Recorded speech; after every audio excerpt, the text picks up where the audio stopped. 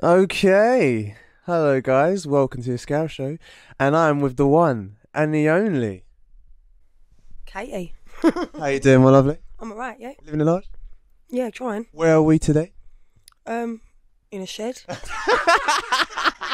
And what are we doing today? We are on set with some lovely crew, doing a film with Nicky Nevin. Can you tell us a bit more about what the film's about and that? Yeah, surrounding mental health issues. Okay. Based on that, really, raising some awareness. Yeah, so it's a little bit deep. It's all fun though. Fun and games, yeah, getting it done. It's been hectic. I mean, has been working with Nick and that? Yeah, so Handling him? yeah, I can handle him. Fucking, he's easy.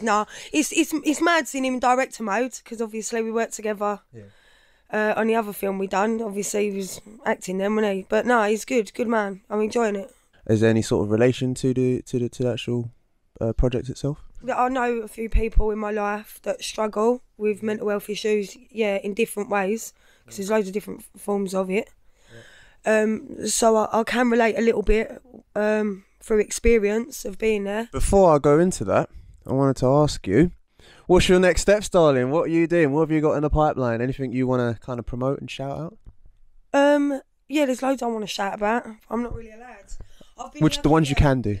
I've been a lucky girl. I've had a few offers rolling in this year, so I'm doing all right, and I'm quite excited. One coming up where I'm meant to play Irish, which should be fun. Come on. Couple of short films. You Irish? Eh? You Irish? I wish I was. No, I'm not. No, but Irish is something that it's one of the cultures that fascinates me the most. Definitely. The culture and the history of it all. So I'm quite looking forward to getting my teeth into that one. To be fair, should be good fun. Now it comes down to the question. One little question I'm going to ask you. Right? Nothing crazy. Don't worry. Nothing crazy. You can trust me. Seeing as we are dealing with doing a project based on suicide and mental health, right? Mentally, have you gone through any situation in your life that's put you down and caused you a lot of stress? And what was it and how did you overcome it? Funny you should ask that, really, because all my life I've been quite strong-minded and quite resilient to things. And I've always kind of been a very look-forward kind of person, like just crack on. But when I done EastEnders, that changed me a little bit. I think because of my character and everything Hayley was going through. And then all the recognition I got from that kind of sent my head personally a little bit downhill. Anxiety and stuff because of people, because of the recognition, walking up the street with my kids. That made me kind of stop wanting to go out, not trust people. Kind of lost a lot of people through being in the industry because of it. So it's completely different to a lot of other people's reasons. Do you know what I mean? But that's your reason could help the thousands out there. That's what I want to ask you. Like it did. Like I've been at points where I don't want to get out of bed, like just crying. Do you know what I mean? Don't even know why. Just. It is really hard, and I've also witnessed my mum deteriorate with mental health as well. It's hard doing these parts, but at the same time it's nice because I can relate to them. I can understand a lot with the characters, with the story, and I empathise. So it's a little bit different to just trying to learn about it, having experience in it. Saying that you've experienced and gone through these sort of things, what advice could you give to the people out there to deal with the situation you've dealt with in your way? Because you never know, your advice could be helping thousands out there. Well, as silly and simple as it might sound, is just to talk to someone, I think.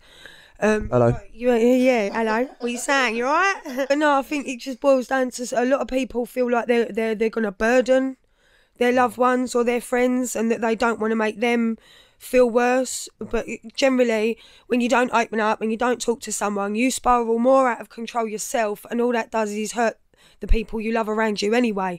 They'd rather be there to help you before you've fallen rather than have to pick you up when you've completely gone.